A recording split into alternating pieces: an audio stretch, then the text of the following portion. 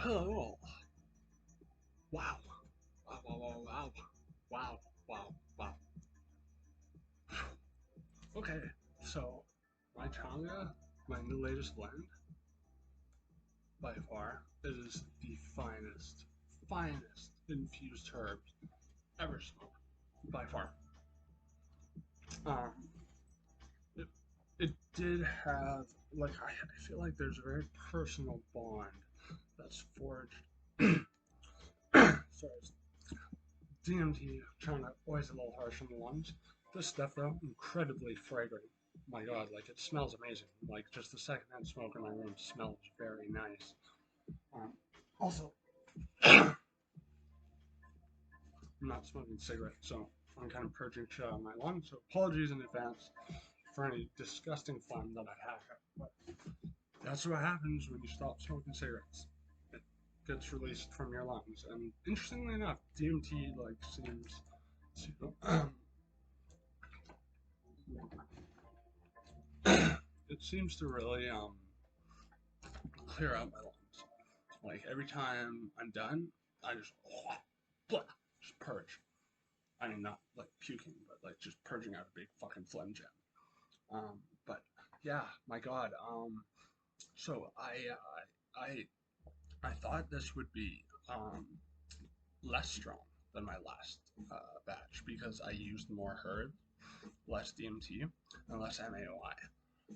Now, the purity of this DMT is like by far the best I have ever come across. The best, like I've seen pictures of like stuff that's been like made in labs or extracted in labs, and this stuff was prettier. Like, and I'm not gloating because I didn't make it. I didn't make it. Someone made it. I just happened to know someone who knew someone, and well, you know. And then I infused it into what under Canadian legal statutes is considered legal, ayahuasca, for religious purposes. And you know what? I am not someone who really toys with the idea of faith because I believe it, for the most part, bullshit.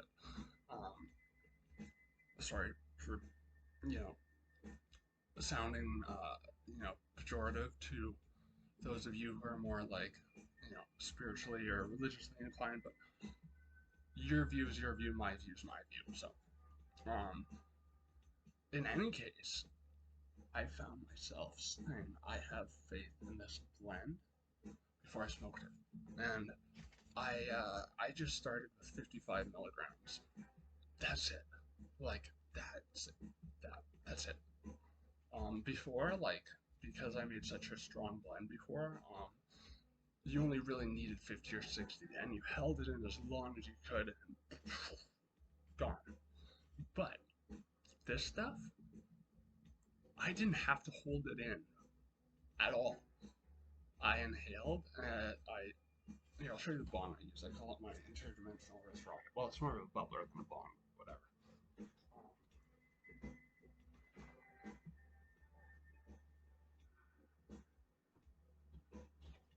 Yeah, I got a butane torch, lit it, inhale.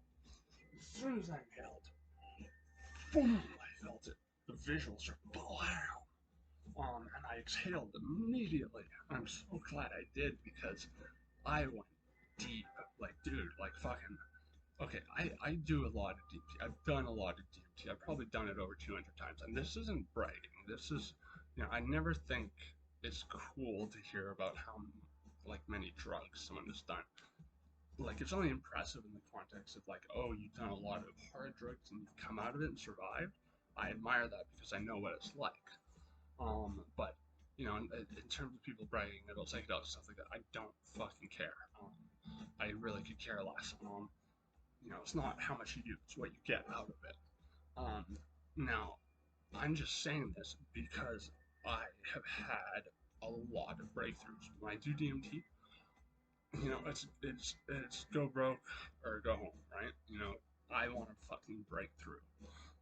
With changa, on the other hand, I typically would rather have a threshold level, like right where you're on, like the fringe of this world and whatever the DMT realm is. But this was fucking Like I've broken through on changa many times, and oftentimes like it's crazier than DMT because I think since it's longer and it's slowed down and it's also like less invasive in terms of like the physical sensations because like typically that's the most unpleasant thing for people when they do DMT is that like you know in, like you feel entities going through you touching you kind of like last time I did NN DMT out on my cart my one breakthrough cart um which this stuff fucking strong, dude. It is strong. One hit, you hold it in for 10 seconds, you are gone, my friend. But like interestingly enough, this changa blend, which I'll show you what it looks like. I don't know, this camera's pretty poor quality, so it probably won't pick up on it very well. But like this stuff is beautiful. Um, like I don't know why, but everyone else who makes changa, like it always like looks like tarry fucking shit. Like the herbs are all wilted and it tastes awful. It tastes like resin, but like this is it's mullein, passion flower, damiana, rose petals, and hibiscus. I really like the hibiscus element. Like it's got such a beautiful fragrance here. I'll try to make it so you can see it. You probably can't see how the crystals shimmer off of it.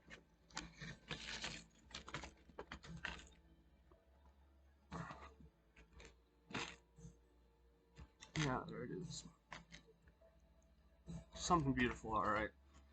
I mean, it looks like identical to the herbs prior to infusion. Just the herbs now have a sheen of crystals all over them. It's something beautiful, dude. I'm so proud of this, and I put a lot of love into it. I whispered sweet nothings to it. I followed what DMT or DM Turner said in the Essential Psychedelic Guide about DMT being a water spirit. So I put it on my porch because I live right by the water, right by the ocean, and let it dry out in the sea breeze. And that makes a big difference, I think. You forge like a profound connection, and this connection, it paid off, man. It really paid off. And for the intensity of NN DMT freebase, like 5-10 minutes. It's usually 5-10 minutes of being really gone, and then another 5 minutes of like pretty crazy shit still happening. Sometimes with NN DMT, if I do a really high dose, it'll last about 10 minutes, where I'm like out of my body and like can barely move, and you know it'll take like 20 minutes to come back to baseline. Changa is it's more drawn out, but interestingly enough, and I don't encounter this with other people's blends. Maybe it's just like a matter of making it myself and sort of, as I said, forging this very visceral bond. It it's that's and it's also probably because of the MAOI slowing down the speed in which all the imagery is hitting you. Um, like I haven't seen like this many humanoid entities in a DMT experience, and fuck, I don't even know when. Maybe my first like intense breakthrough that I didn't black out for. Because I told this before, I blacked out my first breakthrough. I just remember going, "Am I dying? Am I dreaming? Am I dying? Am I dreaming?" And just like void. And maybe even 5-MeO for all I knew. I wasn't as careful about my sources back then. But I saw a lot of humanoid entities because I was listening to Joe Rogan, Terrence McKenna, stuff like that. The second time I did it, because I accidentally toked fucking 60 milligrams in one hit out of this like massive fucking bubbler.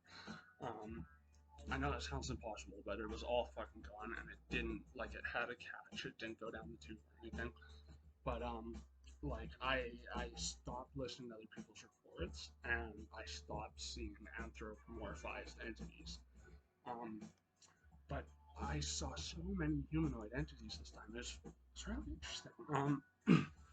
Okay, so as soon as I exhaled, like as I said, I took it in and I felt that this was fucking strong, and I just reflexively inhaled, and for a couple seconds as it was setting in, I was like, shit, I should have held it in for longer.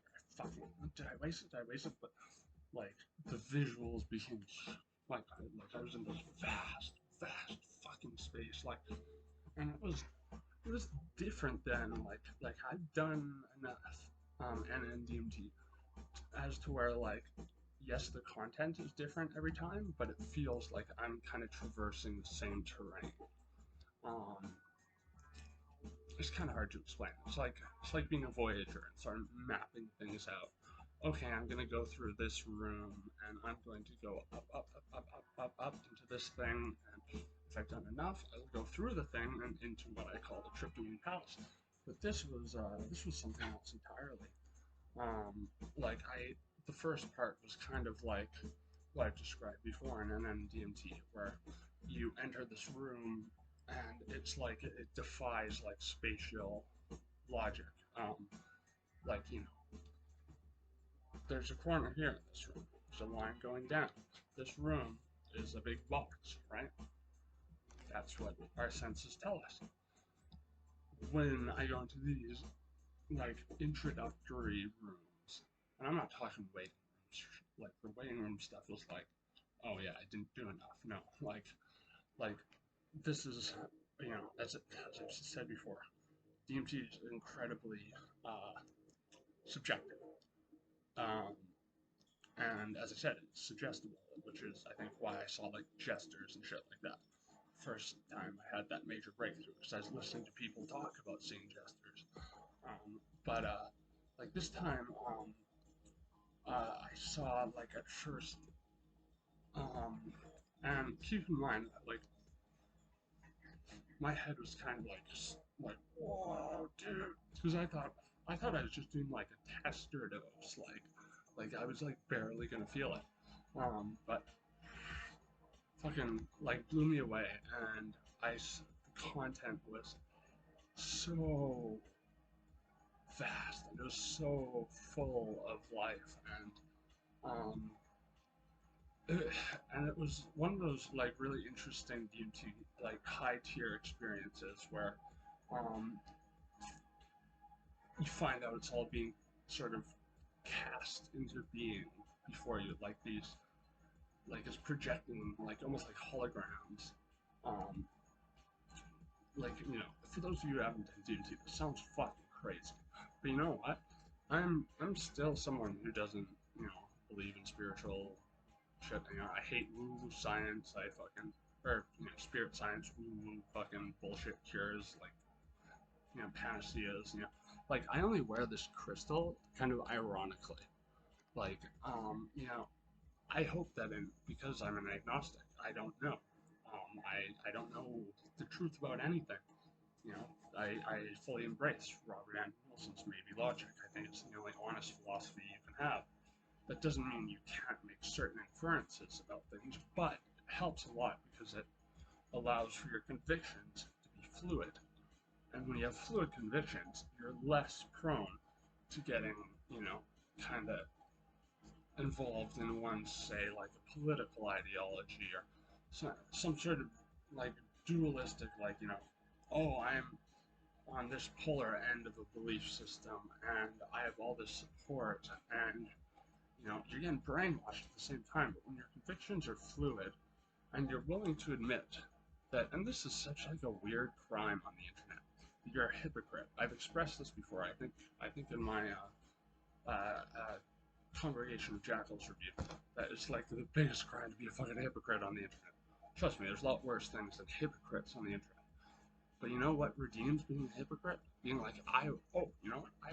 I was wrong. I'm gonna learn from that. Anyone who says they've never been a hypocrite, they're fucking lying. Like unless they are incapable of speaking, which I mean, in that case, they wouldn't even be able to say fucking hypocrite. Like they're a toddler or whatever. Um, I am not a hypocrite. It's like, yeah, okay, well, you just make, googly goggledy fucking boo boo baba sounds because you're a fucking baby. Like if you are a human past the age of fucking 5, you have probably, you know, contradicted yourself so many times.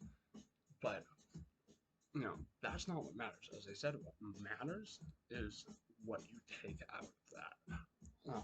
Whether you acknowledge it, whether you be honest with yourself, and whether you be honest with others. And that is so important. That's such a key to like trust. It really is. You know, to be able to admit you're wrong. Like, you know, longest relationship I've ever had was for years. Girl, way fucking out of my league. You know, way better job. You went to a way better school. I was doing nothing fucking at the time. I was just on disability, fucking smoking weed and doing ketamine all day. Like, I have no idea. Like, I met her because she was giving me my methadone. Gorgeous fucking first generation Canadian, mostly Korean. I think her parents were Korean. I think her whole family was Korean. But you know, part of why our relationship worked so much is that we were both in an agreement to like call each other out when we were like fucking bullshitting ourselves or bullshitting each other. And you know, bullshitting yourself out loud, especially when it's in a relationship, is also, you know, something that could be potentially consequential to other people. Now, when we did this, we would work through it, and you know, it is. I can confidently say, and I've been in. I mean, it's been a long time since I've been in a relationship because I've made the decision not to. I want to get myself stable, to get myself in a place where I'm self-sufficient before I even consider inviting someone else into my life. Because as in every relationship except for the one I just told you about, and too many to fucking count, they were all toxic, and a lot of it came from me. I've coined a term for this behavior of mine, the bird with the broken wing syndrome. Now the thing is, I like to kind of play therapist for my friends because, you know, none of my friends can afford an actual therapist. So I don't mind hearing someone out if it's going to unburden them. But the thing is, because of the benzo withdrawal I've been in, I've been so fucking irritable that I've been kind of a dick to people when they like just want to unload their own issues. Because the thing is, I'll hear them and I'll be like, yeah, okay, you're worried about that. My cat, my best friend of 16 years, is about to fucking die, and I'm going through the worst withdrawal I've been in my entire life, and it is going to get worse, and there's going to be at least a year of this no partying, no drugs outside of ketamine, weed, and DMT, like, and you know, CBD and a fuckload of supplements, to make sure my brain doesn't completely vegetize during the benzotaper process. But you know, like I admit now, after this experience, and I was getting on like the cusp of admitting it to myself, but I wasn't fully embracing that my agitation was leading to me lashing out at people, because I was just like, yeah, you don't know what fucking pain is. Like, fuck off. You know, I wasn't saying that, but I was, you know, saying that in a way that was dressed up. Now, okay, I get people are watching. You probably want to hear me talk about what I saw and what I felt and so on and so forth, but I just want to tell you that these are revelations that I think are incredibly important, and I think they are revelations that I kind of knew all along, but I was not fully embracing. And they're revelations that I think, like, they are relevant to everyone and anyone. Learn from your mistakes. Learn to say, be comfortable with saying, I was wrong about that. Learn. You know, be honest with other people. Be honest with yourself as best as you can. No one's ever perfect when it comes to this stuff. You can only keep trying to get better and get a better handle on it. That's really the best you can do. You know, Some anthropologist at some point said it takes 10,000 hours to master something. I wholeheartedly disagree. I don't think there's ever a point where you master something. There's no ceiling for knowledge. Um, and this is coming from someone who is admittedly someone who knows nothing. I know fucking nothing about life. I've been through a lot of shit. You know, homeless, junkie, you know, dead several times, like physical death, brain death. I've been through a lot, but ultimately, I don't know much about being an adult, like a responsible adult, and you know, like usually I can feel a little bit of my ego kind of shriveling up and saying that, going, uh, why would you make that concession out loud? It's like, because it's the truth. That's the thing about these glorious fucking changa experiences. Or, I mean, you could probably get these experiences from other psychedelics too, but I mean, you want to hear something fucking amazing? I felt so fucking terrible from the withdrawals. Um, like, it was affecting every part of my body, from canker sores on my tongues to fucking hemorrhoids up my fucking yin yang, like, uh, up the wazoo, whatever you euphemism use for that. Get too graphic there. Fucking chronic insomnia, shakes, pain, anxiety with no source. Anxiety that, usually, like, I'm so stoked to fucking do changa or DMT. Like, I'm fucking, yeah, let's fucking do it. Yeah, yeah, yeah, yeah, yeah. But I was nervous, and I was like, this is just a tester dose. Again, like, I can't punctuate enough. I thought this was barely going to get me high. Au contraire, Sinclair. It got me fucking blasted. But here's the difference between the physical sensations of NN DMT and like a breakthrough dose and a breakthrough dose of changa, or just a dose of changa in general. DMT, fucking, it's like your skeleton, your astral body, or whatever, gets ripped out of you and flung through the cosmos at a high fucking speed. And like, entities are fucking going through you. And like, last time I did it, it was like I was getting like mild acupuncture in my head while my scalp was being massaged. It wasn't unpleasant at all.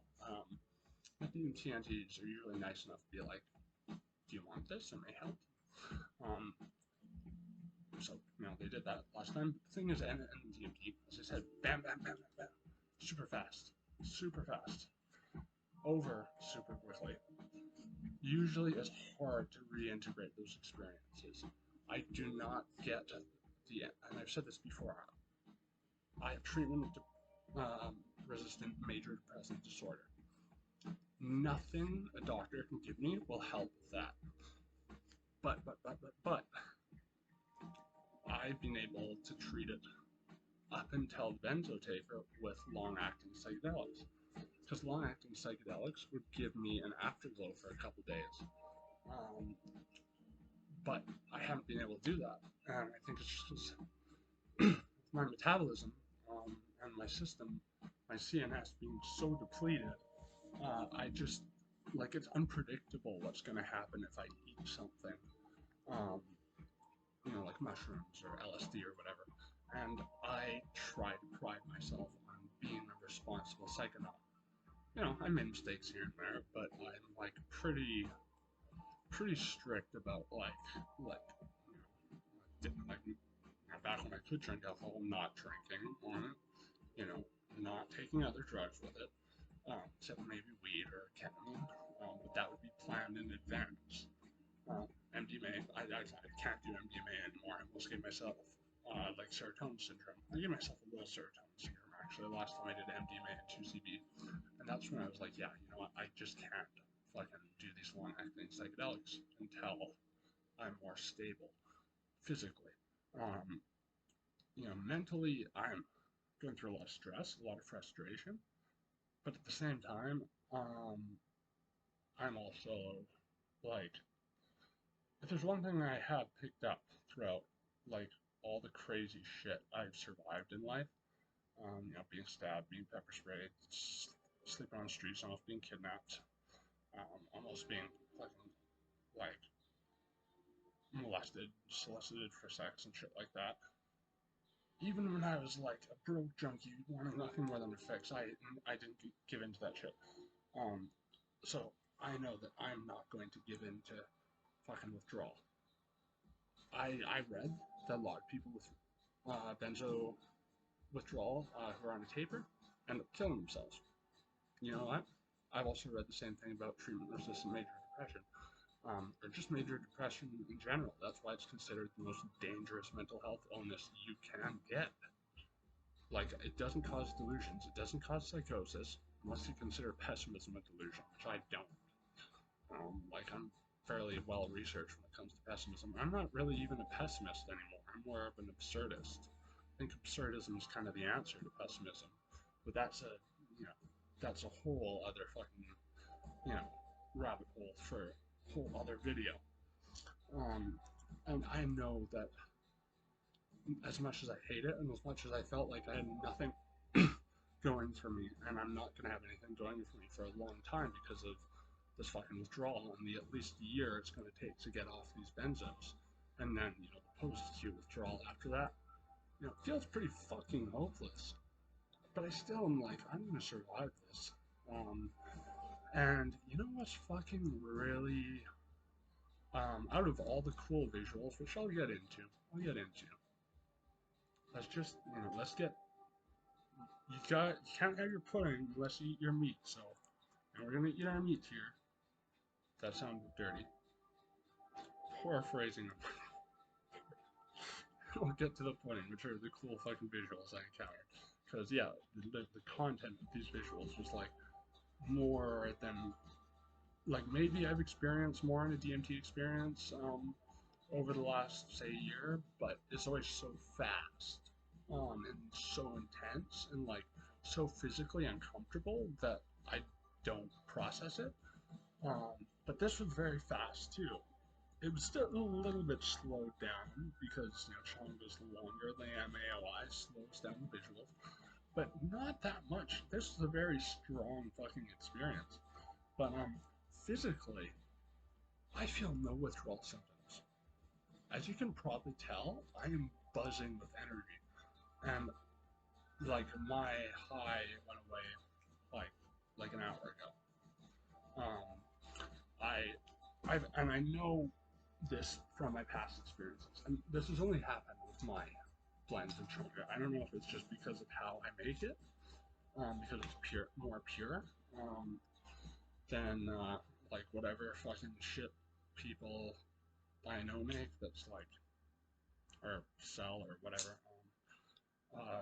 Like as I said, it's like tarry fucking leaves and shit. And like usually way too much MAOI. I get a headache and it feels like I'm being fucking lobotomized. Like, you know, I've had good experiences with other people's changa, but like I've also had a lot of not bad but unpleasant experiences. And experiences where like I'll take like say 60 milligrams one day, 60 the next, and it'll feel like I've taken like two completely different doses. Whereas like with my stuff, it's like very like well distributed. So like two doses, even though the content will be different each time, like I'm still gonna get the same tier of that DMT experience. Because there are kind of layers that you ascend to depending on how much you've done. Um, Sometimes it's not even how much you've done, but like if you made a good impression on the, you know, entities or whatever, they'll be like, okay, we'll let you in. We'll let you in to the Tryptamine Palace. Have a little look. But this was a fucking high tier experience, okay? And you know, I had a lot of deliberate breakthroughs with my last few blends, even though I try not to get the full breakthrough of changa. As I said, I want to be able to move around, to like immerse myself in it more, but I mean, this was just so beautiful, and it was so loving, and it filled me with such warmth that like I have no fear whatsoever of breaking through on this stuff again. I'm probably gonna do the same dose next time. Actually, maybe like 5 milligrams less because, as I said, I just like this is what I did. Like whoa, baby, fucking. Usually, I hold it in as long as I can.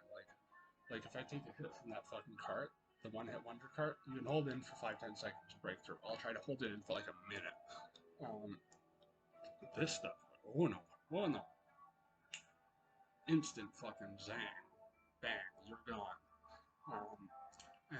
Yeah, like, just it's not this fucking like human cannonball feeling that you get with NN DMT. It's this warmth. It's like this big, massive, dense, warm blanket of like wax just kind of comes over you and yanks you out of your body very, very gently. Kind of like, I've seen Alice in Wonderland when they pick up the tiny Alice, just very gently like that. And you're ascending up and up and up.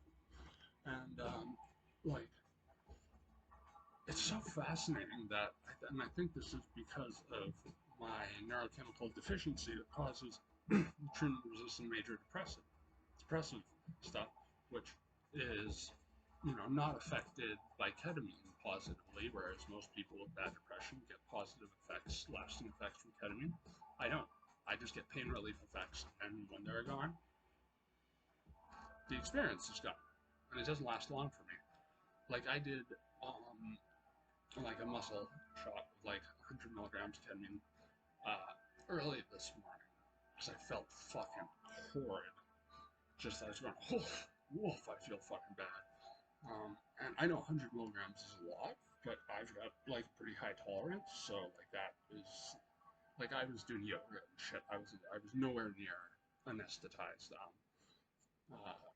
Yeah, picture me doing yoga. I know it's silly, but like it seems silly, but I mean I just anything to stretch out my muscles because there's a lot of muscle rigidity I've been experiencing because of the benzo taper, especially when I'm sleeping, especially when I wake up. But I'm just like, it's so crazy. The benzo withdrawal symptoms are gone. Like, I don't even feel it at all. Like, this is fucking borderline miraculous. Like, and again, when people usually ask me, what are your spiritual views? I say I'm an atheist. Not because I'm literally an atheist, because I want to, in fewer words, convey the fact that I construe most spiritual and religious beliefs as like just a dangerous line to walk on, institutionalized ways of preying on people's desperation and just the existential fucking drive we have to find meaning in life. And you have people saying, oh, here's meaning in a nice little box. I'm never going to tell someone that they're going to find meaning from doing DMT or whatever. DMT for me is the closest thing I get, especially these days, since it's the only psychedelic I can do, to spiritualism by proxy. And what I mean by that is I still don't believe DMT entities are like truly interdimensional beings, or like, beings from, and they've told me this before, that like, this is where you go when you die, this is where you were before you were born. Like, but I still treat them with the respect of any other sentient being. I would talk to, if I got to talk to a dolphin, I don't know how that would work, but dolphins are intelligent, I know that. I would treat it with respect. And for all I know, dolphins aren't real. For all I know, my brain is in a vat and it is just creating this illusion of a world through my senses. For all I know. But my theory on DMT is that it is a very vivid personification, projection of your subconscious archetypes. And I know people find that explanation underwhelming, but I think people just don't give enough credit to the capacity of our brains. And I'm not going to go down the whole, oh, we only use 10% of our brain fucking like I don't. That I think is like when people say that, they don't quite know what they're talking about. We only use parts of our brain at a time. That doesn't mean we don't use all of our brain. It's just, we typically will focus certain, parts of our brain based on what we're doing. What say we need locomotion, say we need analytics or expressive, like it'll concentrate efforts on one part of the brain. Um, Now I don't know if this applies to DMT because unfortunately there's not enough research into DMT, at least human trials it is. But I did see Martin Ball, who is someone I have kind of mixed opinions on. He's like a big proponent of 5-MeO DMT. He calls it like the magic pill to enlightenment. And that sounds to me a little fishy. That sounds like, oh yeah, if you get baptized, they'll wash away all your sins. You'll be a new person. Like, I am very wary of that shit. When I do guided trips for people on changa, I tell them, you may get what you're looking for, but you may not. But what's really important is the effort you put in beforehand and after. Intention, you like ruminating on what you want out of it, and being able to prepare yourself to submit entirely to the experience, and then most importantly, and this is what most people neglect to do, and it really fucking pisses me off because it's almost like they've wasted a psychedelic trip. It's like a dose I could have taken and I would have made something out of it because I would have taken the next 3 days to fucking examine just what I encountered and just what I learned. And that's part of why I make these videos. Um, you know, it's not just for you, it's for me. That's why I started these channels. And I apologize if I am fucking boring you, but I think these are important things.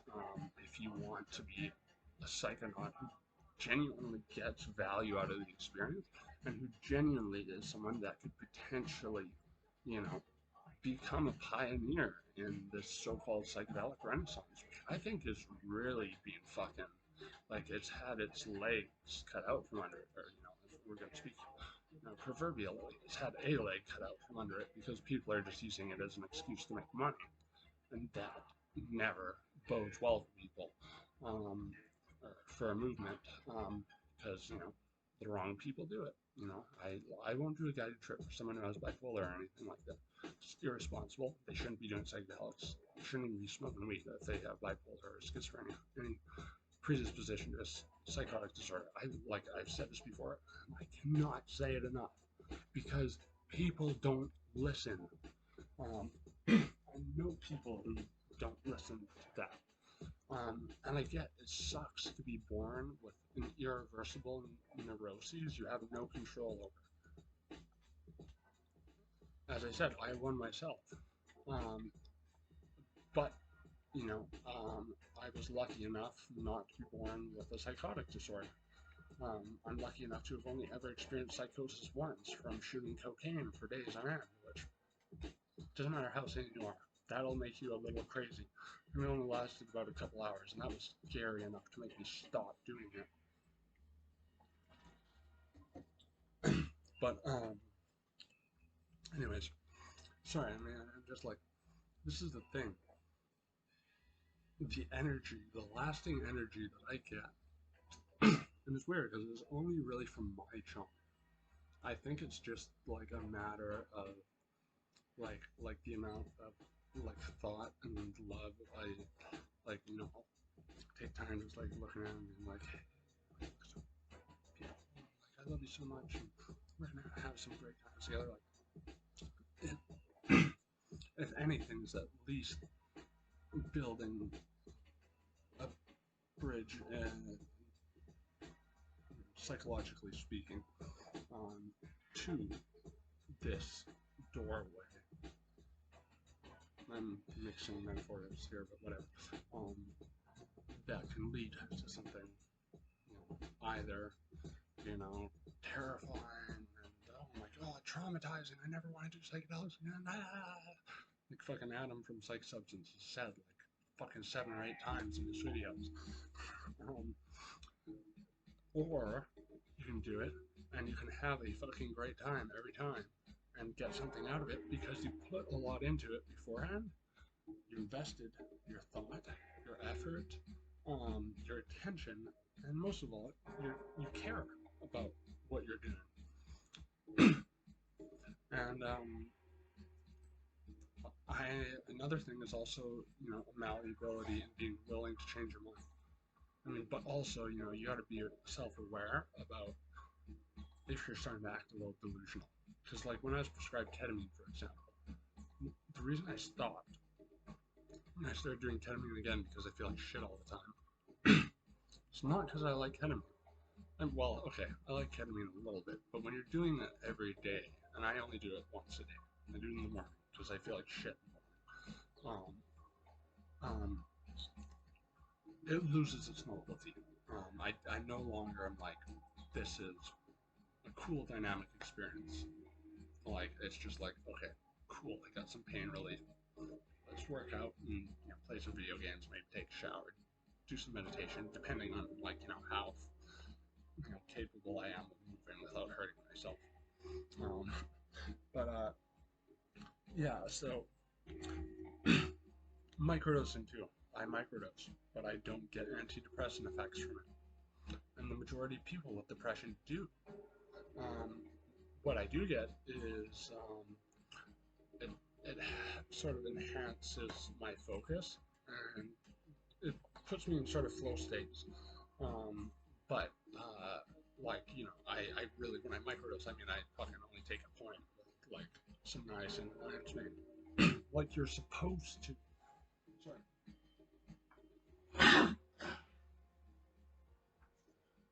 But why I'm telling you all this, and again, treatment resistant. I've tried so many antidepressants, but they all like gave me seizures and shit. Why I'm telling you this is because I think this is probably also why I don't have spiritual experiences in the sense of something metaphysical. I'll have fleeting spiritual experiences, like that one video I made where I said, "Oh, I got to change the name of my channel because like I had a DMT experience where they like explained to me how like the paranormal works." I can't quite remember the entire explanation because it was very fast, very fucking intense, and it was like spiritual for like half an hour, and then I rationalized it after that. I think this is a result of my neurochemical imbalance. But what other than long lasting psychedelics, other than that, like what gives me actual antidepressant effects? Fucking changa. Sorry to beat man. It's really hard to beat. Like my energy today, better than it's fucking being, and I can't even remember the last time my energy was this good. Actually, I do. It was right at the beginning of last summer when I was doing my last batch, the first batch I made myself. I just remember, like, I was like, I almost feel like an optimist today. I was being a little bit hyperbolic there because I think full-on optimism is like, you're kind of living in a world of illusions. Rose-colored glasses, yada yada. But it gives me this warmth, this euphoria, and this energy. It's not that once the high itself wears off, this euphoria, this energy, it's not quite a high. It's just it feels like I imagine most people with a normal brain feel like on a day-to-day basis. Someone who, with a normal brain, is stoked about doing one thing or another. And yeah, I mean, I fucking love that. I love that, and I'm so happy, so like, I'm so proud of this blend. I'm so fucking proud. And like, I mean, it tastes amazing. It smells amazing. Like even my last blend, the Blue Lotus and the Mullen, it was like way better than fucking any other shit I've tried. As I said before in other videos, I've tried dozens of types of changa that people have made, and nothing ever came close to those like last batches. Well, this batch, taste-wise, palatability-wise, intensity-wise, content-wise, like just jam-packed, fucking brimming, beyond brimming. Like, you know, this was like a fucking eruption into hyperspace.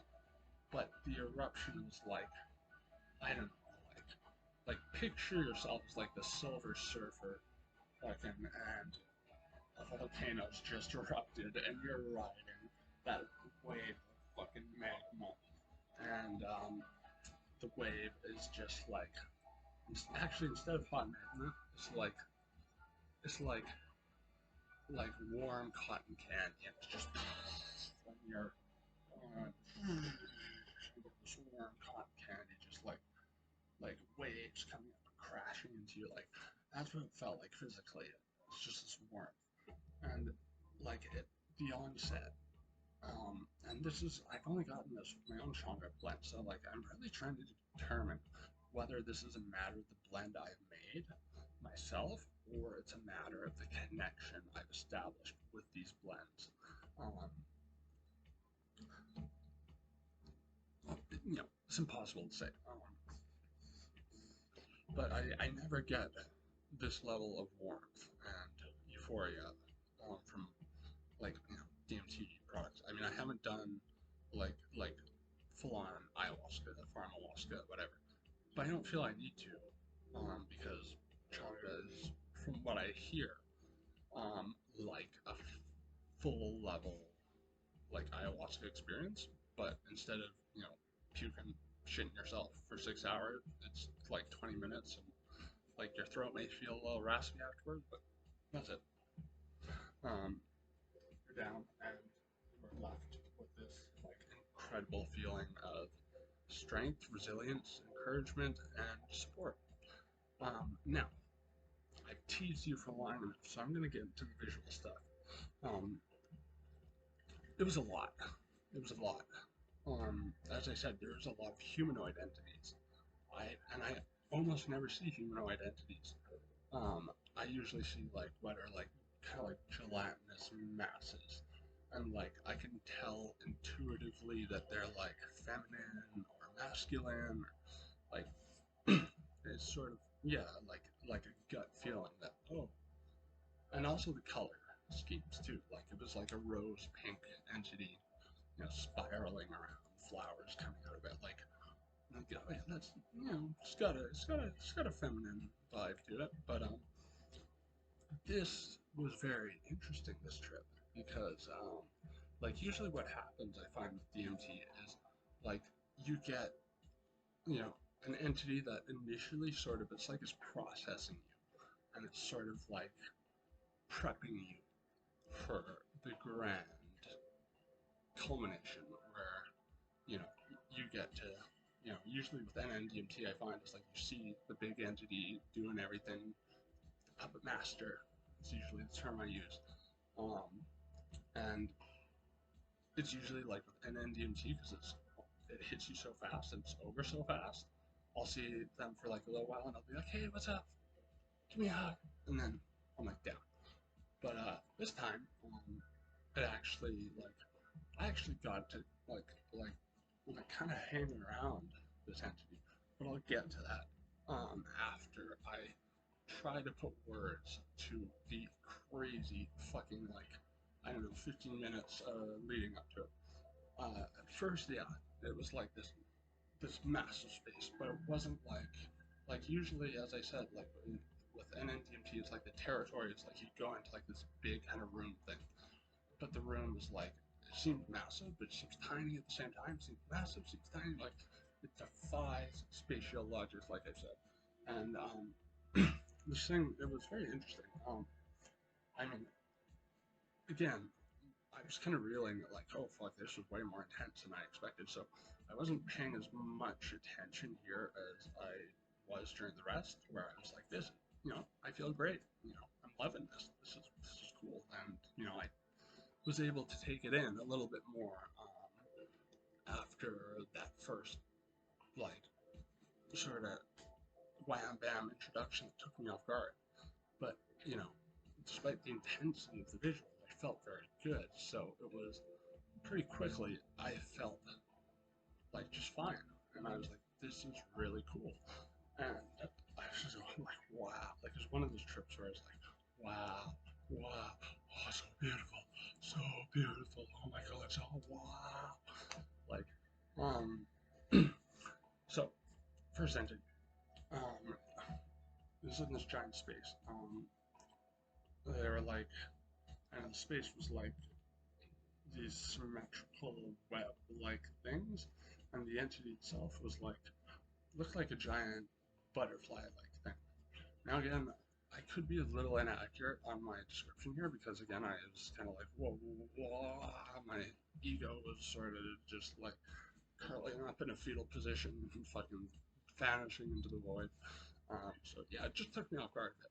But I remember, like, it was like, it almost looked like, you know, those like gray alien things, like described by people. I mean, I've seen what look like gray aliens when I've had sleep paralysis because it was a result of sleep paralysis, which I think it is for a lot of people who describe that. I don't know for sure. I think Occam's razor, that's the most logical explanation.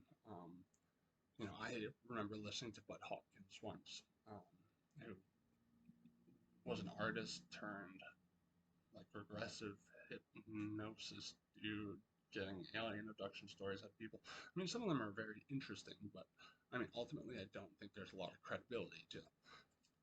But I was listening to a documentary he was in, where he's talking about these gray beings and blah blah blah, and I fell asleep on my back, which almost like 9 out of 10 times sleep paralysis. Woke up, gray aliens come through my window. As soon as I got out of the sleep paralysis, they were gone. So, you know, that's kind of what I think of that. I'm still open-minded. I could be wrong. I have no idea. I could be wrong. I'm certainly not equipped to say whether there's aliens or visiting us or not. I don't have that knowledge, but you know, to quote Terrence McKenna, if UFOs landed on the lawn of the White House, you know, it wouldn't be anywhere near as strange as fucking DMT. Is like, I don't agree with Terrence on actually a lot of things, but I totally agree with him there. It's strange, but you know, he takes it more literally. He believes that these things are like real for sure. I don't know. Um, I don't think I'll ever know for sure, but I'm still gonna treat them with the respect of a real being. And so I was doing that. And just to go back to the harken back to the gray alien thing, it was like a giant like butterfly looking thing, and the sort of symmetrical waves or sorry webs in the space, they were kind of, they looked jagged, and it looked like, I don't know, it was running down making this huge corridor, but I couldn't see kind of the ends of the corridor, and this, because you know I was more focused on this massive fucking entity towering over me, and had the shapes of like a butterfly's wings, and sort of like, I think it's like a spiral like thing going down like that, and then kind of eyes on the top, and looked like the head of a gray alien, but like more shaped like that. Like I want to say a heart. Almost, yeah, almost like the top of a heart, but kind of with those like almond eyes.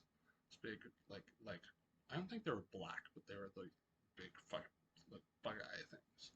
Um, you know, people, maybe it's kind of akin to, like, some people say they've seen like massive tower and praying mantis looking entities on DMT. I probably have seen them amidst like fucking thousands of entities flashing before my eyes every 10 seconds. But yeah, I mean, in any case, this like I actually I've never seen, from what I can recall, massive fucking praying mantis on DMT. I can't. I don't. recollect that type of experience. And again, I take time. I don't always do this. Sometimes I'll do it and I'll just be like, wow, that blew my mind. Okay, let's move on. Let's go have a smoke and fucking get lost in video games or whatever, and end up wasting a lot of the content. Which shame on me for fucking doing that. But sometimes that's a reflexive response when your ego comes fucking screaming back to you. What the fuck did you do to me, you motherfucker? Like, sort of a coping mechanism. I see why DMT can be traumatizing for some people. It's intense as fuck. Changa is, I think, content-wise, in terms of like visuals and revelations and interactions, just as interesting. Especially if you have closed eyes. In a dark space, I just put an eye mask on. Does the same thing. I think content-wise, yeah, just as fucking crazy. This felt crazier because it was longer and it seemed more jam-packed with entities, but they were like,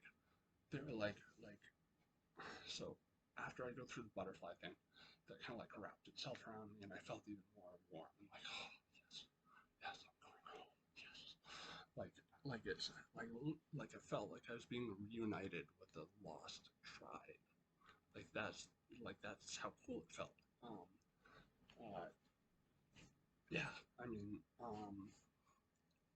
mileage may vary. You may have a fucking terrible time, or a great time. I mean, but I had a fucking blast, dude. Um, and I was just aghast the entire time. Like, oh, yeah, baby, yeah. So after this butterfly thing wraps itself around me, I am going up and up, up, up, up, up, up, up, up, up, up very fast. And I was like, whoa, this is a high tier DMT experience, because usually I find I'll ascend towards the end of an NN DMT trip, but I was like 30 seconds in and I was going bang, like layer after layer after layer, and each layer had, it was like these tunnels with gem encrusted rooms and these little humanoid entities that were like they're like little dudes with bowler hats. I couldn't see any one of them for very long. And they were just they would kind of pass along the peripherals of my vision and go like, hey, what's up? And they didn't hang around for me to be like, oh, hey, what's going on? But yeah, I went up and up and up and up and up, and it was like shattering. That in Willy Wonka when they shatter the ceiling in that elevator spaceship fucking thing. I don't know. I haven't seen that movie in a long time. Willy Wonka, or Charlie Chocolate Factory, whatever. Um, yeah, the original one, the Tim Burton one, was so fucking unnerving that I just stopped watching. But anyways, it was like that. It was like shattering through the ceiling, into this big fucking space, and I was there's orbs full of gems and shit around, and then I kind of went down, and this is when I started to encounter the entity that was controlling it all, the puppet master, as I usually say. It was a she, and it was very cool. I was thinking holy shit, this is more than just one entity pulling the strings. But turned out that it was, and on the way down towards where she was, there are more of these kind of little humanoid guys.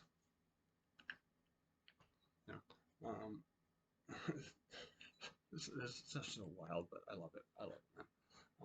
And again, I can't emphasize enough. I feel fucking amazing. I feel energized. I feel motivated.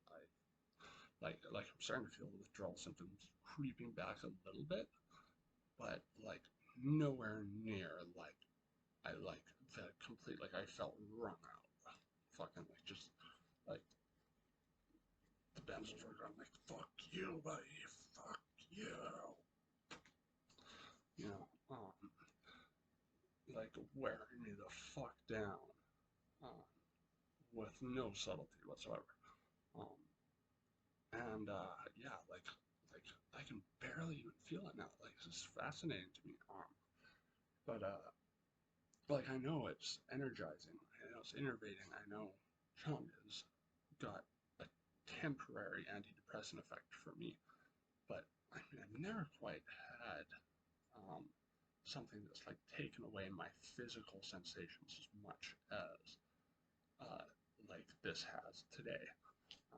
Because now I have a lot of chronic pain even before the benzotaper, which the benzotaper has made it a lot fucking worse. But yeah, so it goes, as Kurt Vonnegut would say. But yeah, in any case, I won't harp on that too much. I don't want to fucking make this a woes me kind of video. But there's no woes me right now because I feel fucking great. So, coming to the end, the great composer. That's why I want to call her, because it looked like I kind of came down and she was like this giant like head with a big grin, and she was red and like made out of kind of like lines that were similar to the jagged lines in the first sort of area I described.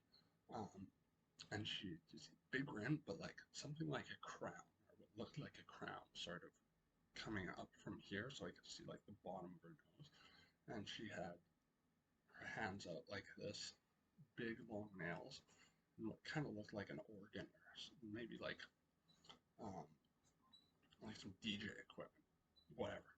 And she and projecting out all these things, and I was sort of looking at these like holographic projections that she was pulsing out, and that constituted every sequence of the experience up until that point, which was really neat.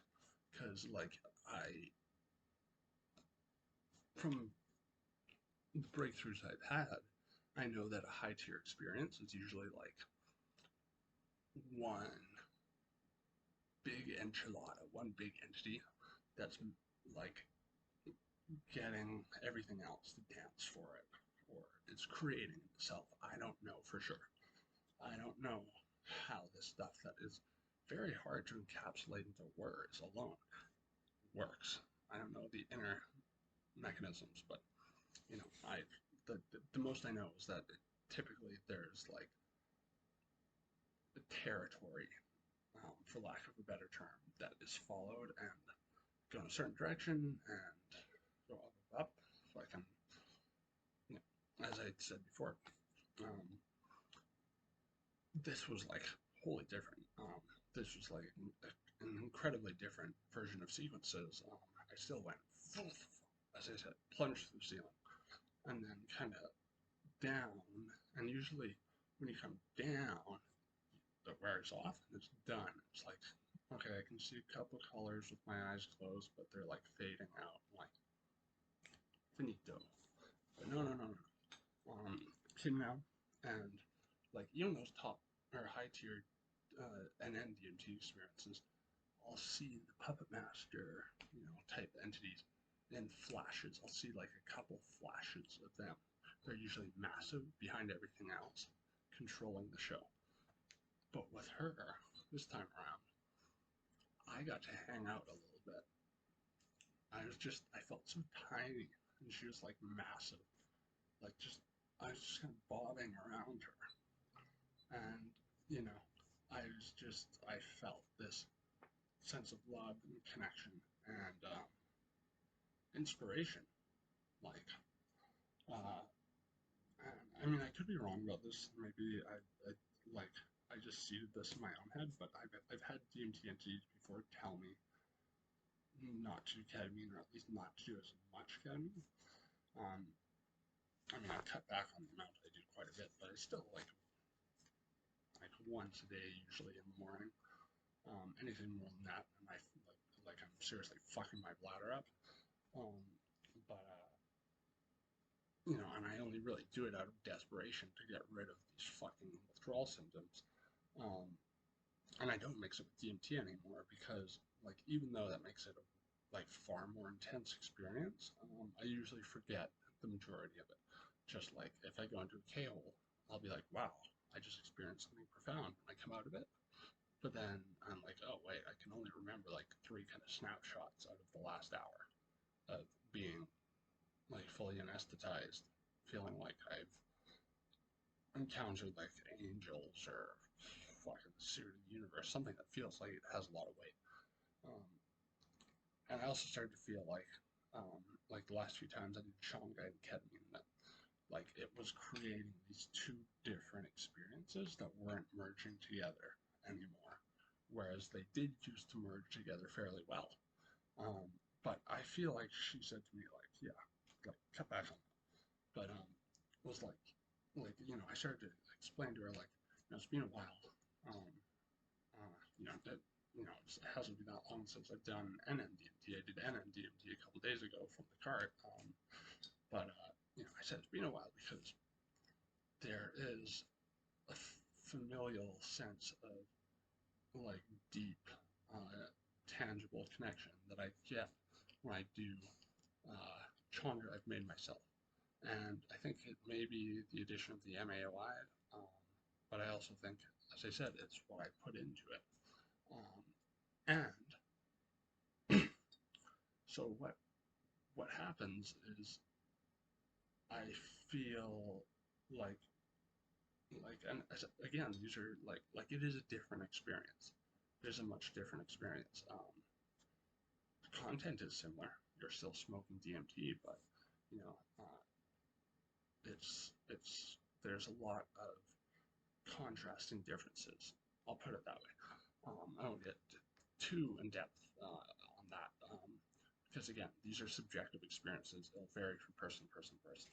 Um, but yeah, I was kind of just bobbing around her, and I was like, wow, that was amazing. It kind of took me off guard. I was a little scared at first, um, but like I feel wonderful. I feel like innervated. I feel inspired. Thank you so much. This is the beginning of something beautiful.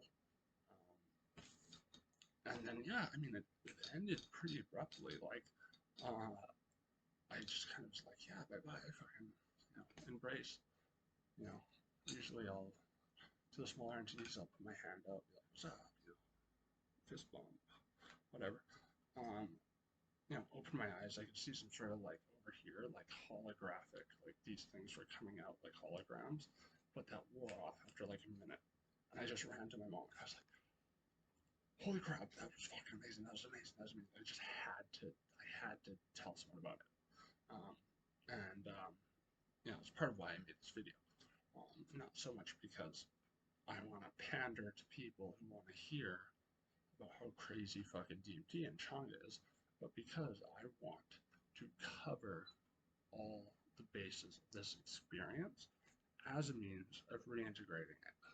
Because again, I think you're wasting a psychedelic experience if you don't reintegrate it.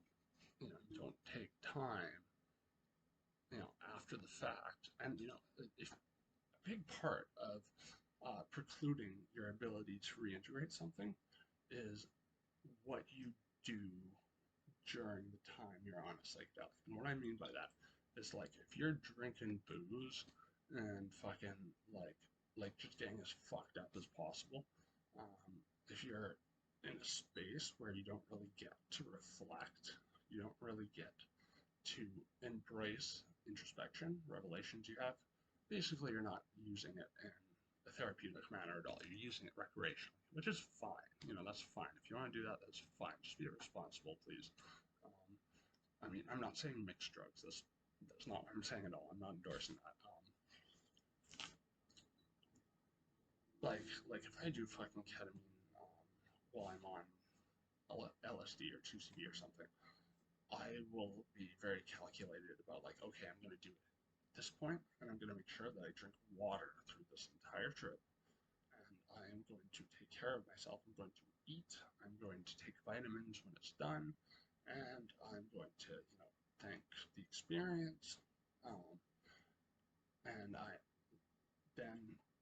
I'm going to use that energy from the afterglow the next day, because I'll feel no hangover whatsoever if I'm fucking drinking water, vitamins, food, taking care of myself, doing things that are fulfilling, not like going out, snapping some neat kind of trippy photos or whatever.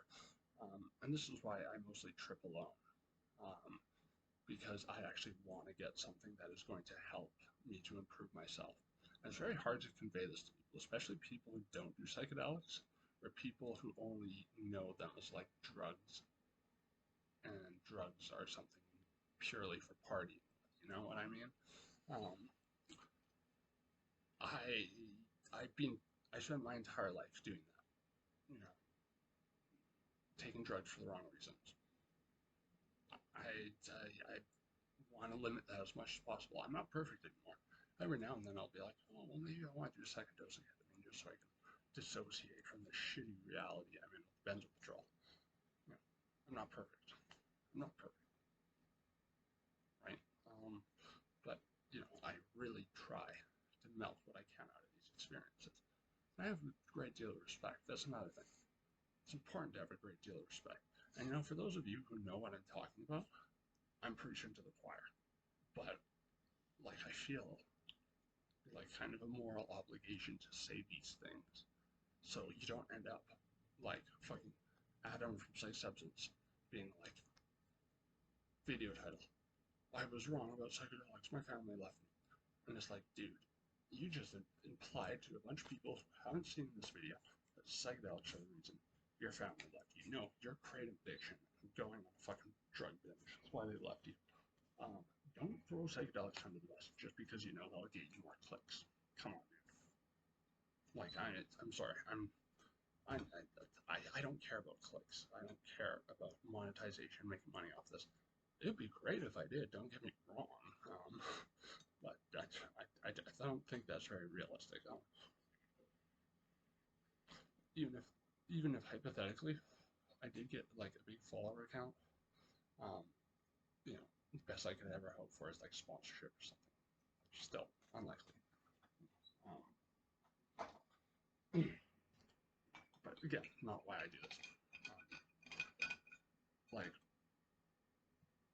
Not only because it's unrealistic, but because, again, the purpose of this is to inform and to, find benefits in these experiences for myself, mine what I can out of them, and hope that what I do may work for someone else. It doesn't. Again, these are subjective experiences. Can't say it enough. And I really want to emphasize that I'm not trying to talk down to those of you who are experienced and are like, yeah, we know this. There's a lot of people out there who are very reckless about this stuff. I've been that way myself.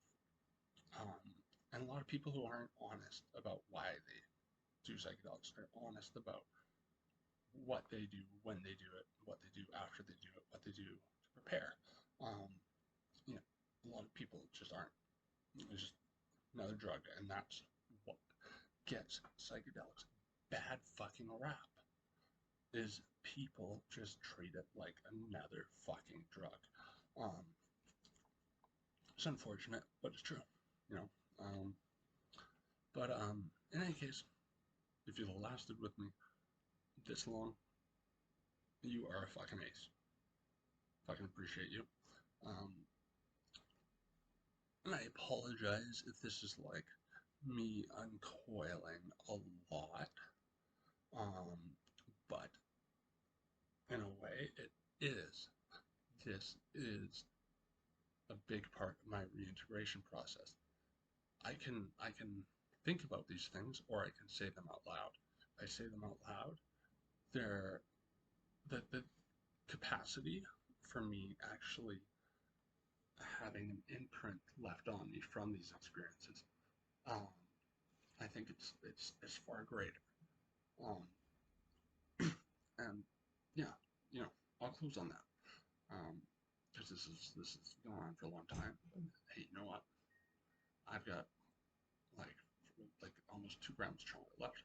There's a 55 fucking milligram toke that I didn't even hold in, and I was like, wham bam, fucking thank you, man. That's something special. Yeah, just a sec. Anyways, I gotta go. I'll catch up later. More experiences to come.